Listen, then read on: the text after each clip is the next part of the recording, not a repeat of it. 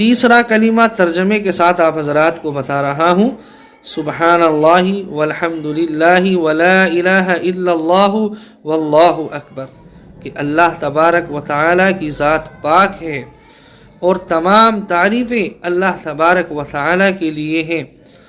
अल्लाह तबारक व तआला के सिवा कोई इबादत के लायक नहीं और अल्लाह तबारक व तआला सबसे बड़ा है।